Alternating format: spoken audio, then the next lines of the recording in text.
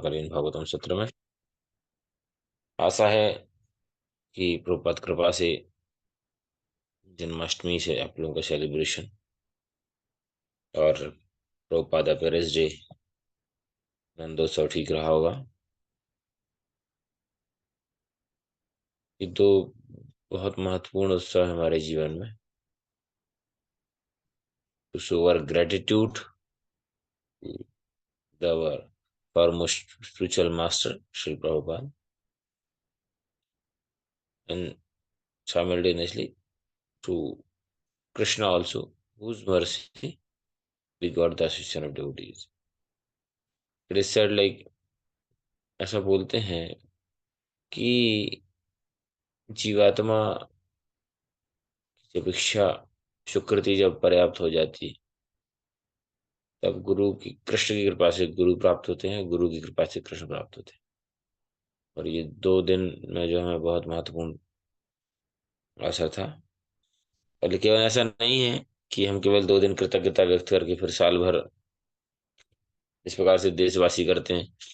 उनके उनके देश के जो स्वतंत्रता सेनानी रहते हैं उनको बस उस दिन याद करते हैं जिस दिन स्वतंत्रता दिलाई, उसके बाद भूल जाते हैं। लेकिन ऐसा नहीं, जीवन पहली बात तो हमेशा कृतज्ञता का भाव रखना है और साथ में उनकी शिक्षाओं को पालन करने और प्रचार करने का प्रयास करना है। तो हम पूर्ण पुरुषोत्तम भगवान श्री कृष्ण के बारे में चर्चा कर रहे थे, भगवान कौन। तो हम प्रयास करेंगे कि जल्दी ही इस पे बेस्ड पे हम क्विज वगैरह कुछ ऑर्गेनाइज करेंगे तो अच्छा है, क्योंकि इससे याद रहेगा। तो उसके लिए आप लोग तैयारी कर लीजिएगा। तो आज हम चर्चा करेंगे भगवान कृष्ण का धाम।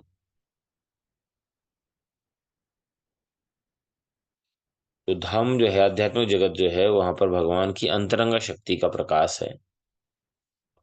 जैसे कि हमें पहले ही पता चला कि भौतिक जगत एक छोटा सा अंश है और वास्तविक स्थान जो है आध्यात्मिक जगत है। असंख्य दिव्य लोक हैं जो भगवान के शरीर की ब्रह्म ज्योति से प्रकाशमान होते हैं। प्रत्येक लोक में परमेश्वर विविध रूप में निवास करते हैं, ये भी हमने देखा, अलग अलग रूप। और उनके उन भक्तों द्वारा पूजे जाते हैं जो कि परमेश्वर के विशेष रूप से आकर्षित होते हैं। जिस रूप से कोई राम जिस लोक में वहाँ हनुमान जी के द्वारा, जामवंत जी हैं जो उनके भक्त हैं, अंगद, नल, नील, उनके द्वारा पूजित हो रहे हैं। कहीं कोई परशुराम के भक्त हैं, नरसिंह के भक्त हैं, वराह के भक्त हैं, तो उसमें भगवान की सेवा पूजा हो रही है। और विशेष रूप से भगवान और भक्तों के बीच में 5 प्रकार के जो संबंध का वर्णन किया गया है, पांच पांच अवस्थाओं में। कौन कौन है, किसको ज्ञात है? 5 प्रकार से भगवान का हमारा संबंध भगवत गीता में भी यदि आपको पढ़ा होगा अपने ध्यान से, तो भूमिका में इसका वर्णन मिलता है। कोई बताना चाहता है? बस।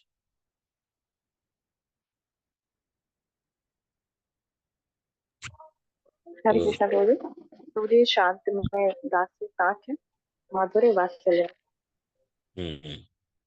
तो बहुत ठीक है, धन्यवाद। तो शांतरस निष्क्रिय अवस्था में, सक्रिय अवस्था में दास्य के रूप में, फिर उसके बाद मित्रता, फिर वात्सल्य और माधुर्य। ये जो 5 रसों में भगवान के साथ आदान प्रदान होता है किसी भी जनरली। लेकिन ज्यादातर लोगों में वात्सल्य और माधुर्य का अभाव रहता है, थोड़ा बहुत वात्सल्य और थोड़ा बहुत कम माधुर्य रहता है। बाकी जो है अलग अलग। वैकुंठ में, ज्यादातर वैकुंठ में दास्य भाव से सेवा करते हैं। कुछ भक्त हैं जो वात्सल्य भगवान के प्रति रखते हैं। कुछ भक्त हैं मात्सल्य, लेकिन जो संपूर्ण प्रकाश होता है सारे रसों का, वो भगवत धाम गोलोक में होता है। तो अलग अलग गोलोक धाम या गोलोक वृंदावन में कृष्ण अपने वास्तविक द्विभुज रूप में उनकी पूजा होती है और अपने भक्तों के द्वारा, गोप गोपियों के द्वारा पूजित होते हैं। वे सभी दिव्य धाम में अद्भुत लीलाओं में अभिनव अभिनव करते हैं, और इसका वर्णन ब्रह्म संहिता में किया गया है। चिंतामणिश्च प्रकरश्च कल्पवृक्ष लक्षावृतेषु सुरभिः अभिपालयन्तम् लक्ष्मीसहस्रशतसम्भ्रं सेव्यमानं गोविन्दमादिपुरुषं तमहं भजामि। भगवत धाम का यहाँ वर्णन आ रहा है, उनकी सुंदरता का वर्णन आ रहा है, उसकी वैभवता का वर्णन यहाँ पे है।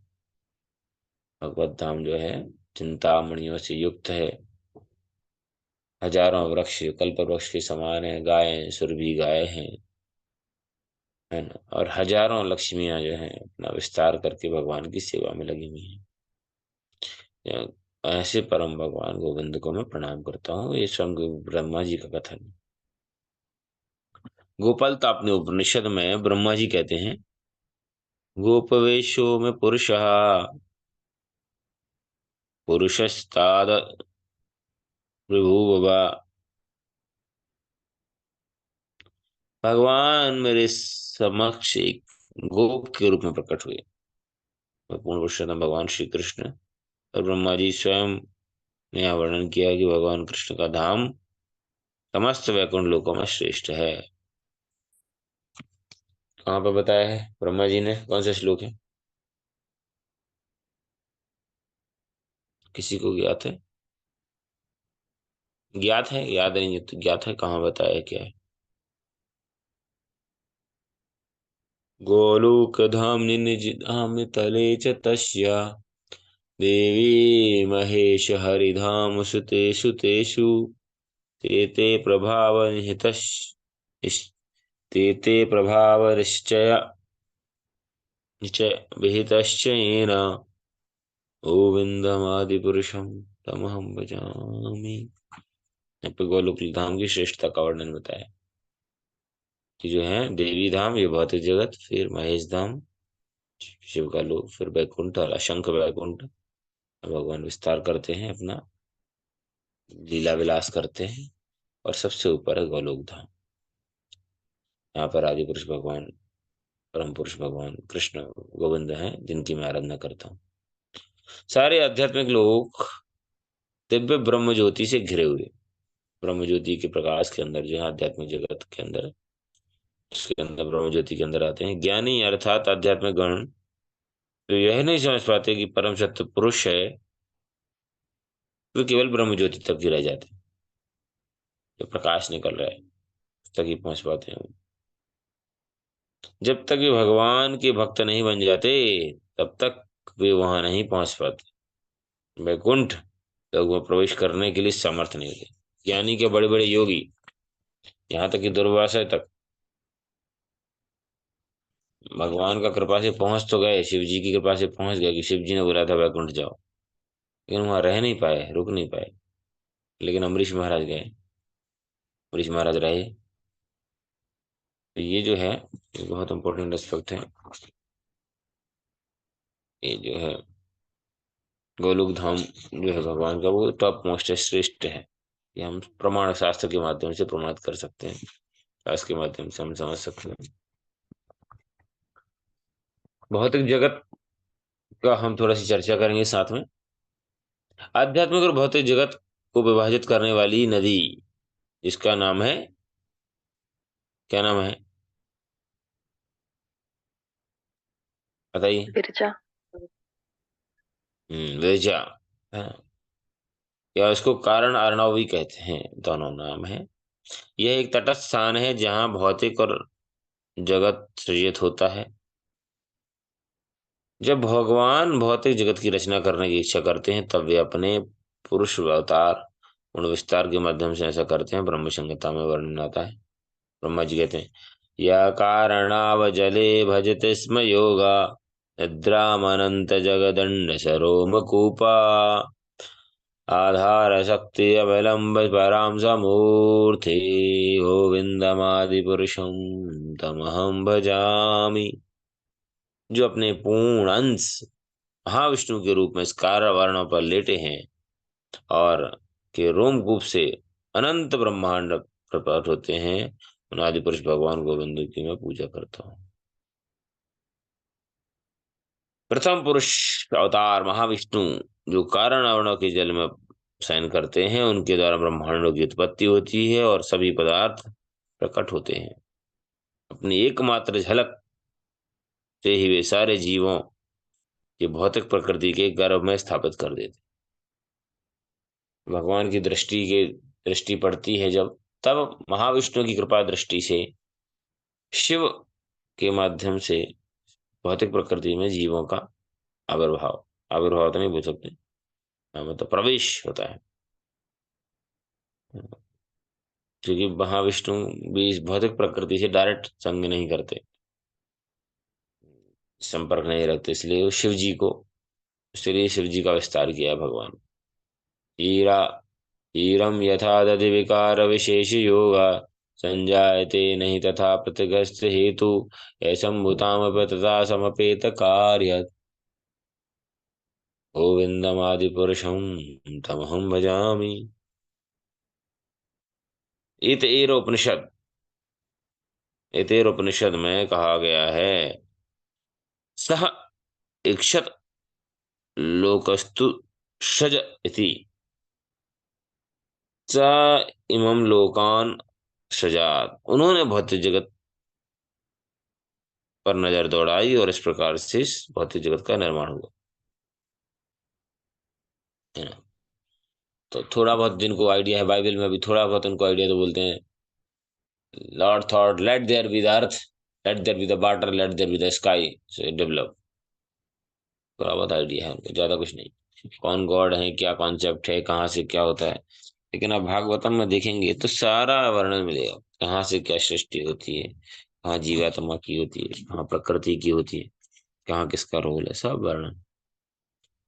किंतु भगवान का विष्णु, महाविष्णु प्रत्यक्ष रूप से माया भौतिक शक्ति से स्पर्श नहीं करना चाहते, इसलिए वे शिव के रूप में अपना विस्तार करते हैं। संगनी तथा उनकी संगनी लक्ष्मी, रमा देवी, दुर्गा के रूप में विस्तार करती है। और ये सारे जो विस्तार है राधा रानी के विस्तार। शिव जी महाविष्णु के पुरुष प्रतीक लिंग स्वरूप और दुर्गा देवी, रमा देवी या देवी शक्ति के छाया रूप में समायोजित होकर सिद्धांत योनि गर्भ है, जो कि सांसारिक स्त्री वर्ग की उत्पादिता का प्रतीक है। अतः शिवजी का लिंग और दुर्गा की योनि शिवलिंग के रूप में पूजित है। दुर्गा जी, शिवजी और दुर्गा देवी भगवान की सृष्टि की इच्छा पूर्ति करते हैं और इस प्रकार वे भौतिक सृष्टि के माता पिता के रूप में ख्यात है। महाविष्णु की सृष्टि के वास्तविक कारण है और शिव एक एवं दुर्गा वर्तमान कारण है। ध्यान से, महाविष्णु जो है, विष्णु है, वो सृष्टि के वास्तविक कारण है और शिव और दुर्गा वर्तमान कारण है।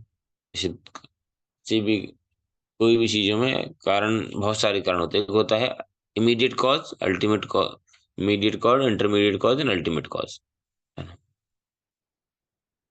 तो संसार में आने के लिए हमारे इमीडिएट कॉज हमारे पेरेंट्स हो सकते हैं, इंटरमीडिएट कॉज जो है वो दुर्गा और शिव हैं, और अल्टीमेट कॉज कृष्ण है, महाविष्णु। महाविष्णु तत्व से शिव की उत्पत्ति होती है, क्योंकि वे दुर्गा माया बहिरंगा शक्ति के साथ संबंधित हैं। वे महाविष्णु के समान स्तर पर नहीं है, ध्यान से रखें, महाविष्णु के बराबर स्तर पर नहीं, शिव तत्व में वर्गित किया गया है। तो अलग अलग तत्व होते हैं। जीव तत्व, जिसमें हम सब जीवात्मा आते हैं, ब्रह्मा जी भी उसमें, एक शिव तत्व और विष्णु तत्व, एक गुरु तत्व भी वर्णित आता है, वो भी जो है प्रधान तत्व है, जीव तत्व से ऊपर होता है। हम्म भौतिक प्रकृति के सक्रिय होने के पश्चात महाविष्णु गर्भोदक्ष विष्णु के रूप में प्रत्येक ब्रह्मांड में प्रवेश करते हैं। ध्यान से, महाविष्णु गर्भोदक्ष विष्णु के रूप में प्रत्येक ब्रह्मांड में प्रवेश करते हैं और उनकी नाभि से अंक जो है कमल पुष्प, जो हमने पढ़ा, ब्रह्मा जी का विस्तार होता है, जीव और जीवों की सृष्टि होती है। वे सर्वलौकिक प्रतिपालन के लिए कई अन्य लोकों तथा उनके अध्यक्ष अधिष्ठाता देवताओं का निर्माण भी करते हैं।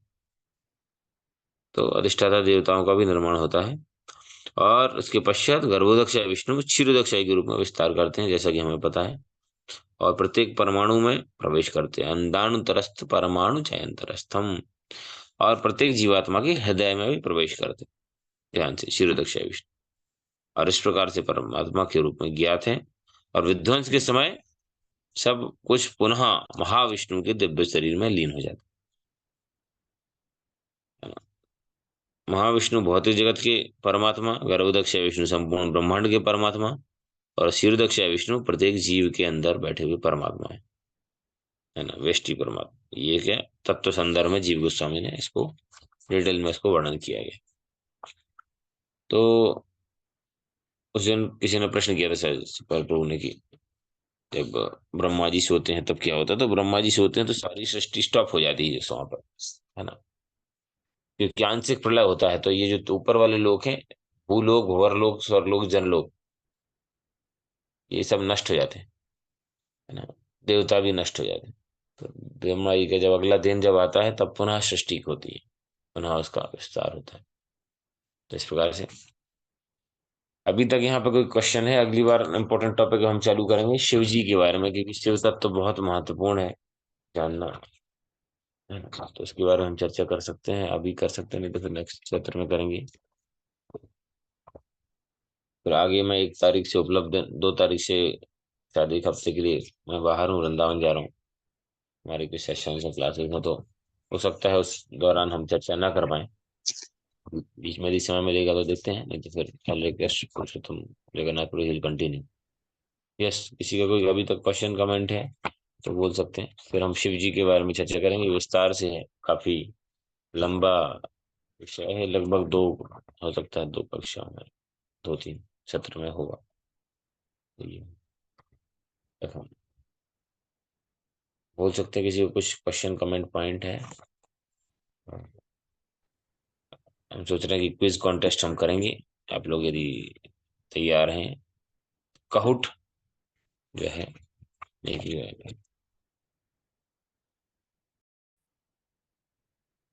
एक इम्पोर्टेंट है, कुछ प्रश्न उत्तर हैं जो ऑफिस जो जनरली वक्तों के द्वारा पूछे जाते हैं। तो 1-2 क्वेश्चन इसमें जो है, जो शायद हमने इसके दौरान कवर नहीं है, इसको और पढ़ लेते हैं। देखते हैं आप लोग कितना उसको समझ पाते हैं। थोड़ा टेक्निकल है बट स्टिल सुनने चाहिए बार बार, तो समझ में आ पाएगा। वेदों, प्रश्न क्या है, वैदिक ग्रंथों में, विशेषतः उपनिषदों में कई स्थानों पर आता है परम सत्य ब्रह्म संबोधित किया गया है। तब आप कहते हैं कि भगवान कृष्ण सबसे परम है। तो उसके उत्तर में लिख रहे हैं, हाँ यह सत्य है कि उपनिषदों में परम सत्य को सूचित करने के लिए अधिकतर जगह ब्रह्म शब्द का प्रयोग किया गया है। अब देखेंगे बहुत जगह विशेष तौर से उपनिषद में ब्रह्म, लेकिन के बारे में पाठकों को परमेश्वर के दिव्य स्वरूप को समझने के स्तर पर उठाने के लिए, ताकि वे भगवान के नाम रूप गुण और लीलाओं को भूल के भौतिक न समझ बैठे, किंतु ब्रह्म परमेश्वर की शक्तियों को भी सूचित करता है, जैसा कि भौतिक जगत और जीवात्मा। एत एजम नित्य सेवात्म संसतम नातम परम विदन्ति ही किश्चितम भोक्ता भोग्यम प्रेतितारम च सत्त्वा सर्वप्रोक्तम त्रिविधम ब्रह्ममेतत्। शाश्वत पूर्ण पुरुषोत्तम भगवान को सबके हृदय में स्थित परमात्मा के रूप में जानना चाहिए। यह ज्ञात होना चाहिए कि कोई भी उनसे परम नहीं है। श्वेताश्वर उपनिषद का श्लोक है। व्यष्टि आत्मा जो भौतिक प्रकृति का भोग करती है, जो हम लोग इंडिविजुअल आत्मा, भौतिक प्रकृति से जो उसकी भोग्य वस्तु है, तथा पूर्ण पुरुषोत्तम भगवान दोनों व्यष्टि आत्मा और जड़ पदार्थों के स्वामी हैं। वे ब्रह्म के रूप में वर्णित हैं। तो बता रहे हैं, जीवात्मा जो भौतिक प्रकृति का भोग करना चाहती है, लेकिन भगवान जो है प्रकृति की सृष्टि करते हैं, और भगवान जो है दोनों के स्वामी, जीवात्मा के भी स्वामी है और प्रकृति के भी स्वामी। तब कोई यह प्रश्न कर सकता है कि हम यह कैसे जाने कि वेद में ब्रह्म शब्द से क्या संबोधित कर रहे हैं, और 3 स्वतः भिन्न वस्तुएं, भगवान, भौतिक प्रकृति और जीव शब्द एक ही हैं, ब्रह्म से क्यों सूचित किया जाए।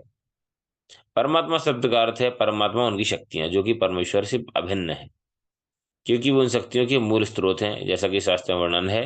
शक्ति शक्तिर्यो मत्योर अभेदा।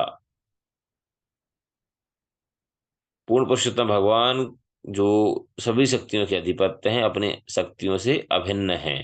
न्याय शास्त्र का वर्णन है। अभिन्न मतलब शक्तिमान के बिना शक्ति का कोई अस्तित्व नहीं। और शक्तिमान है मतलब उसके अंदर शक्ति है। यदि भिन्न होते तो फिर, यदि भिन्न नहीं है तो फिर उनमें अंतर है। यह तत्व ज्ञान भगवान चैतन्य महाप्रभु ने प्रतिपादित किया है। ये हमारा मूलभूत सिद्धांत है। अचिंत भेद भेद तत्व। कोई पूछता है हमारी फिलोसफी क्या है, तो ये बेसिक फिलोसफी का आधार है। अचिंत भेद अभेद तत्व। अचिंत मतलब इसको समझ नहीं सकते, इनकंसीबल है। भेद मतलब किस प्रकार से हमारा जो है भगवान से भेद है, और किस प्रकार से हम भगवान से अलग हैं। जैसा कि बता, गुणात्मक रूप से हम सेम है, मात्रात्मक रूप से अलग अलग। तो बताते हैं शक्ति अचिंत सर्व समकालिक एकता एवं भिन्नता। शक्तिमान अर्थात शक्तिशाली जो व्यक्ति शक्ति से युक्त होता है, और शक्ति अर्थात उसकी शक्ति। परमेश्वर की अनंत शक्तियां हैं, जैसा कि हमने पहले भी चर्चा किया था। पराश्र शक्ति विविधे विषयते स्वभाव की ज्ञान बला क्रिया छ। भगवान क्या अनेक अनंत शक्तियां होती हैं, और जो भगवान की इच्छा के अनुसार कार्य करती हैं। और वर्णन में हम देखेंगे विभूति शक्ति है, ऐश्वर्य शक्ति है, कृपा शक्ति है, ऐसी बहुत सारी शक्ति है। तटस्थ शक्ति तो है ही, बहिरंगा अंतरंगा। यद्यपि हम अग्नि को उसके ताप और प्रकाश से भिन्न नहीं कर सकते। आग है तो मतलब दो चीजें रहेंगी रहेंगी। तब भी हम तब भी ताप और प्रकाश अग्नि से अलग भी हैं। सिंपल है ना। अग्नि से ताप, अग्नि है तो ताप और प्रकाश रहेगा ही रहेगा, है ना। हाँ। इसी प्रकार शक्ति और शक्तिमान एक ही समय पर भिन्न भी हैं और अभिन्न भी हैं। इसी उपनिषदों में ब्रह्म कहते हैं।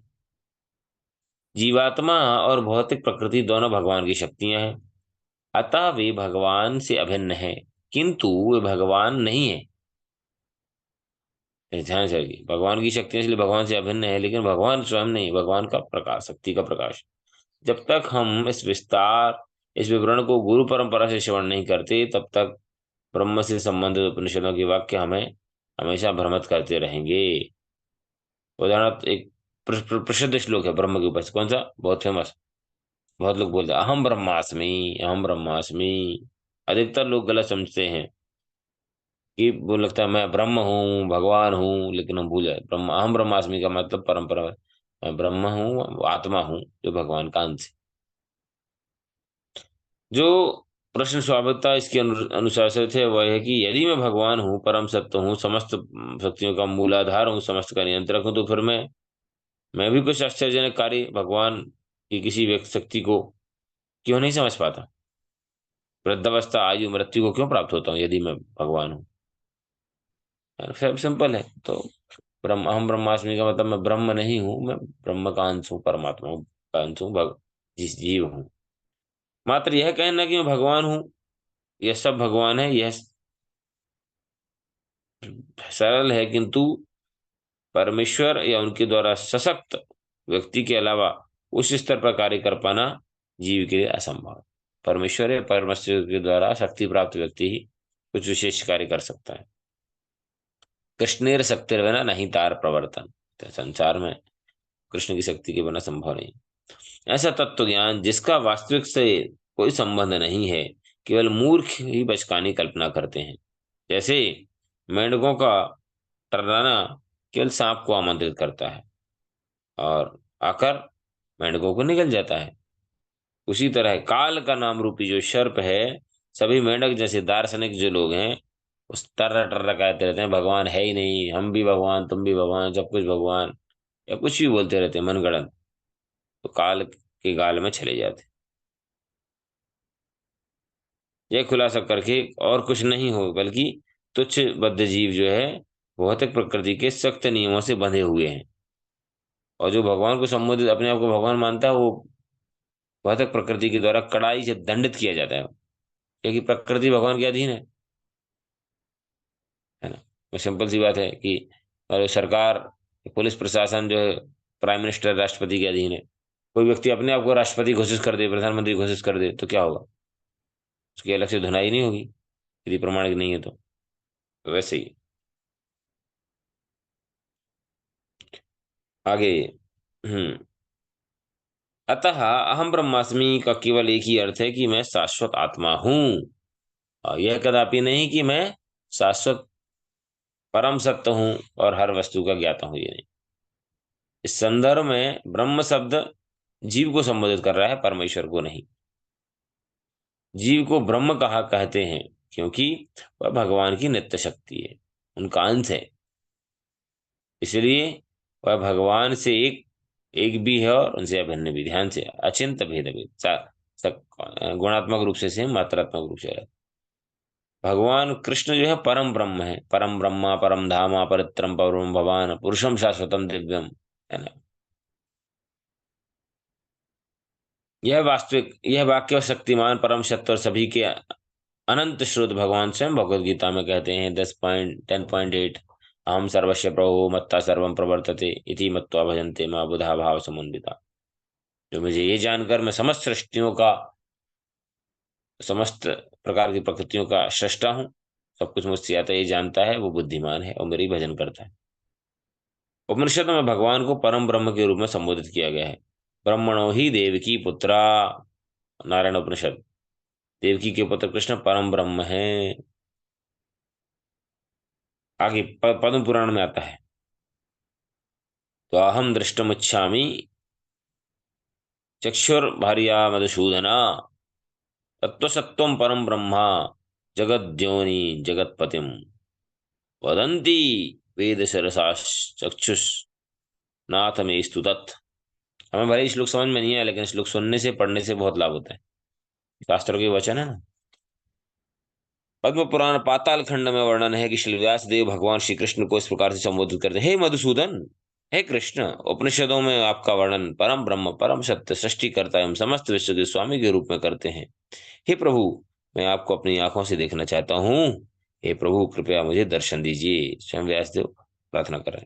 भगवद गीता 10:12 में भगवान अर्जुन भगवान कृष्ण को परम अवस्था को साक्षात्कार करते हुए उन्हें परम ब्रह्म करके शब्दित कर देते हैं। वही परम ब्रह्म परम धाम। भागवतम में सप्तम 7:10-48 में भी कृष्ण को परम ब्रह्म कहा गया है। ये सारे उपनिषद के उदाहरण हैं। जीव के स्वभाव तथा परमेश्वर के साथ उनके संबंध के विषय में अधिक जो है तटस्थ शक्ति के बारे में हमने चर्चा कर ली है। भागवतम में क्या बताया है? नारद मुनि कह रहे हैं, यूयं न लोके बत भूरि मागा लोकान् पुनान् मुनयो अभियन्ति तेषां ग्रहानावसीतति साक्षात् मूढ़ं परम ब्रह्म मानुष्यलिंगम।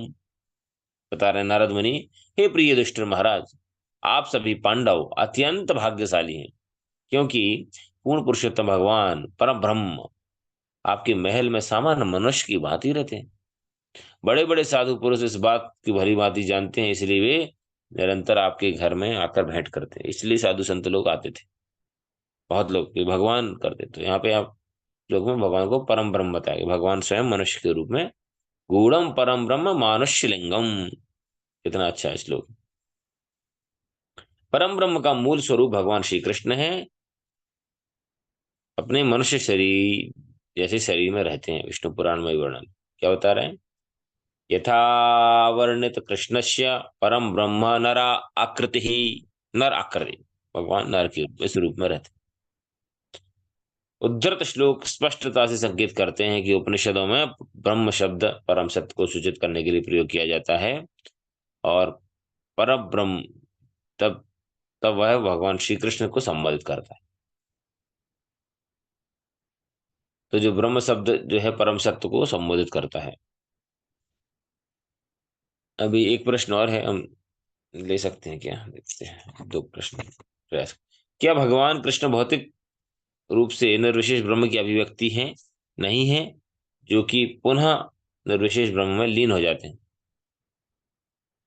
तो बता रहे हैं कि जो भगवान है निर्विशेष ब्रह्म है क्या, वापस निर्विशेष ब्रह्म में लीन हो जाते? ज्यादातर लोग यही समझते हैं कि भगवान जो है निर्विशेष ब्रह्म है, वो कृष्ण के रूप में आते हैं, कभी कभी कभी राम बन के कभी श्याम बन के, काम हो जाता है तो वापस ज्योति में निर्विशेष लीन हो जाते हैं। तो ज्यादातर लोग यही समझते हैं कि परम सत्य है वो निर्विशेष है, सबसे सुप्रीम है, एक शक्ति है, दिव्य ज्योति है, तो रामकृष्ण नरसिंह वराह का रूप ले लेती। ये भगवत गीता में भगवान स्वयं कहते हैं 7:24 में, अव्यक्तम व्यक्तिमापन्यम मन्यते माम अबुद्धया परम भावम जानन्तो माम अव्ययमनुत्तमम। बुद्धिहीन मनुष्य, समझ रहा है, जो इस प्रकार समझ रहा है वो कौन है? बुद्धिहीन, कृष्ण की भाषा। बुद्धिहीन मनुष्य मुझको ठीक से न जानने के कारण यह सोचते हैं कि मैं भगवान पहले निराकार था और अब मैं स्वरूप धारण किया है। ये श्लोक अच्छा है, याद करना चाहिए। 7:24 याद कर सकते। वे अपने अल्प ज्ञान के कारण मेरी अविनाशी और सर्वोच्च शक्ति को नहीं जान पाते। परम भावम अजानंतो, नहीं जान पाते परम सत्य का। माम अव्ययम अनुत्तमम, मेरी शक्ति और अविनाशी प्रवृत्ति को, अव्यय जो प्रवृत्ति है, जो व्यय है, जो नष्ट नहीं होती, उसको नहीं जान पाते। कौन लोग? मूढ़ा मन्यते माम आबुद्धया, बुद्धिमान नहीं है जो मूर्ख है। एक प्रश्न और है, आप ऐसा क्यों कहते हैं कि परम सत्य एक व्यक्ति है जो अनंत गुणों से युक्त हैं, जबकि उपनिषद में परम सत्य को आरूप और निर्गुण कहा गया है? कहते हैं ना, निर्गुण है भगवान, निर्गुण निराकार निरूपम स्वरूपम, जिसका कोई रूप या गुण नहीं है, ऐसा समझते हैं, के रूप में वर्णन है। तात्पर्य उत्तर, उपनिषद में परम सत्य का वर्णन बिना किसी रूप और गुण के रूप में करते हैं। वह उपनिषद जो परम सत्य का वर्णन बिना किसी गुण या रूप के करता है, उन्हीं उपनिषद में परमेश्वर के दिव्य सच्चिदानंद रूप का और भी वर्णन है, अनंत गुणों का भी वर्णन है। निष्कर्ष यह है कि परम सत्य पूर्ण पुरुषोत्तम भगवान, जिनका शरीर ना तो भौतिक है, तो उनके अंदर भौतिक गुण युक्त नहीं है, बल्कि सारे ही गुण दिव्य हैं, इसलिए उनको निर्गुण, भौतिक गुणों से समस्त गुणों के स्रोत हैं, क्योंकि वे के नाम लोक लीलाएं और संगी गण सब परम सत्य हैं, नित्य हैं। यह वसुदेव अध्यात्म में बताया गया है। ये श्लोक है। क्योंकि भगवान हरि के गुण साधारणता अज्ञेय हैं, जान नहीं पाते। ऐसे ऐसा कथित है कि उनका कोई नाम नहीं है, उनका कोई भौतिक रूप नहीं है, उनको निराकार कहा गया है, क्योंकि उनका भौतिक जगत से कोई संबंध नहीं, इसलिए उन्हें निष्क्रिय भी कहा गया है ना। कहाँ? बिन पग चले सुने बिन काना, ऐसे अलग अलग आते हैं। तो ये जो है ब्रह्म भौतिक, भौतिकता, भौतिक शरीर नहीं, इसलिए हम उसकी समझ नहीं पाते। भौतिक गुण नहीं है इसलिए निर्गुण बोल देते हैं। भौतिक शरीर नहीं इसलिए निराकार बोल देते हैं। लेकिन ऐसा नहीं, आकार नहीं, ऐसा नहीं, गुण नहीं है, क्योंकि सारे गुणों के स्रोत हैं। रूपा जी बोलते हैं हमारा शरीर हमारे पिताजी के शरीर, उनके पिताजी पिताजी के शरीर, तो परम पिता का शरीर नहीं होगा? Common sense. सत्यदयो ही संतेषे यत्र चा प्राकृतः गुणा सा शुद्धया सर्वशुद्धेभ्या पुमानद्धा प्रसीदति। वह पूर्ण पुरुषोत्तम भगवान जो समस्त पवित्र वस्तुओं की परम पवित्र हैं और जिनमें भौतिक गुण सत्व रजस तमस निवास नहीं करते, कृपया मुझ पर उत्पन्न हो, मुझ पर प्रसन्न हो। विष्णु पुराण।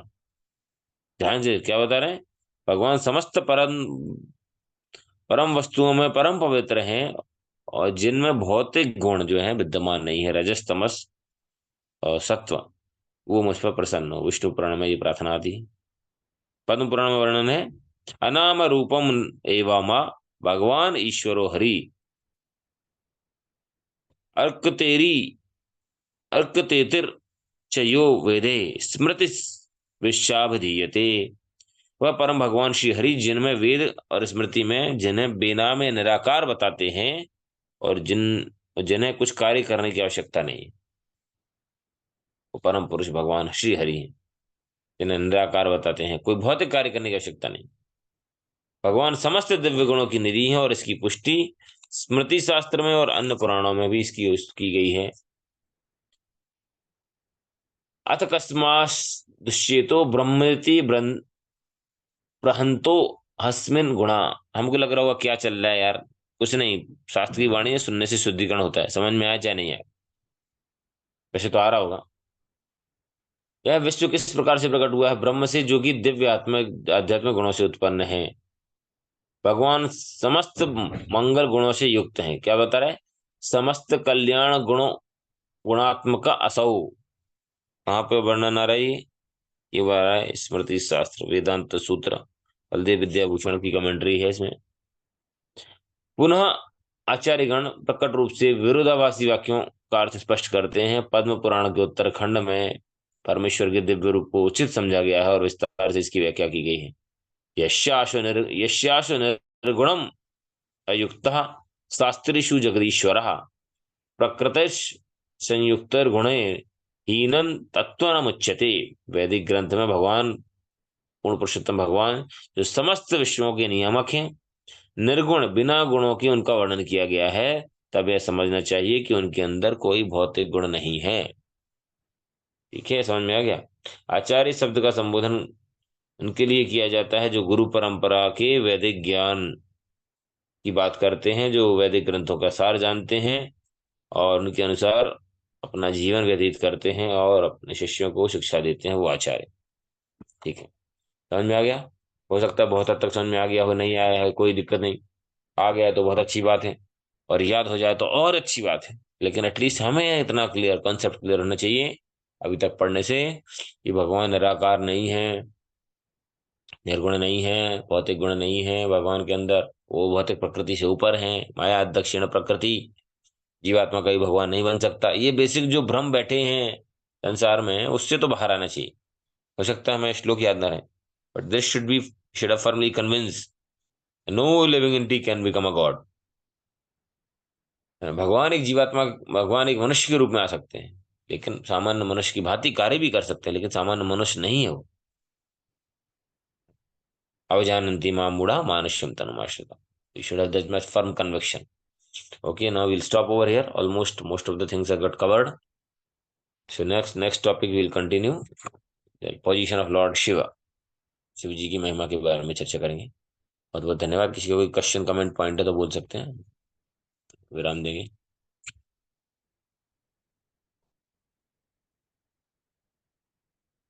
ठीक है, कोई क्वेश्चन कमेंट पॉइंट, एनीथिंग, समझ में आया नहीं आया? ठीक है, समय हो गया 7:15। रूपा जी का कोड पढ़ सकते हैं। हरे कृष्णा अनुपम प्रभु जी। हरे कृष्ण। हाँ जी प्रभु जी, थैंक यू प्रभु जी। काफी कुछ चीजें तो ऐसे ही आपने क्लियर करा ही दी है प्रभु जी। जैसे भगवान अपना भौतिक जगत से सीधे संपर्क नहीं रखते हैं, और जब भगवान यहाँ आते हैं और एक साधारण रूप में बालक के रूप में मतलब कृपा बरसाते हैं, कृपा करते हैं, तो वो ब्रह्मा जी को भी कंफ्यूजन हो जाता है। तो वो भी आप सुना है हमने प्रभु जी। मैं ये पूछ रहा था प्रभु जी, जैसे डायरेक्ट संपर्क नहीं रखते हैं और ब्रह्मा जी के एक दिन में प्रलय होता है, और वापस मतलब लघु प्रलय होता है, और बाकी सब चीजें जैसे सतलोक भी आपने कहा सब चले जाते हैं, और रहने का स्थान भी ब्रह्मा जी का सतलोक बताया गया प्रभु जी। तो वो भी उनके एक दिन के बाद में दूसरा आ जाता है क्या प्रभु जी? नहीं, हमने बताया ना कि ऊपर के भू भंवर स्वर्ग लोक जनलोक तक, ऊपर ऊपर वाले है ना, महर लोक सतलोक नष्ट नहीं होते हैं ना। जी प्रभु। लेकिन आत्मा है कि वो ब्रह्मा जी के शरीर में निवास करते हैं, जो जो रह जाते हैं, फिर वापस ब्रह्मा जी जब पुनः से जो है अगले दिन ब्रह्मा जी उठते हैं तो फिर से जो सृष्टि जितनी नष्ट होती है उसको पुनः करते हैं। महाप्रलय होता है, जी उसमें ब्रह्मा जी भी नष्ट हो जाते हैं फिर, जो है ना, ब्रह्मा जी जी का प्रभु जब। जी, मतलब एक दिन का जो होगा लघु प्रलय, उसमें ब्रह्मा जी इसमें निवास करेंगे नीचे के सारे जीवात्मा, और जब महाप्रलय होगा तो ब्रह्मा जी सहित सारे जीवात्मा वो भगवान महाविष्णु के हाँ, शरीर में। Correct correct. जी प्रभु जी, थैंक यू प्रभु जी। हरे कृष्णा प्रभु जी। हरे कृष्णा, बहुत बहुत धन्यवाद। जय श्री प्रभुपाद की। कोट पढ़ना है आज का।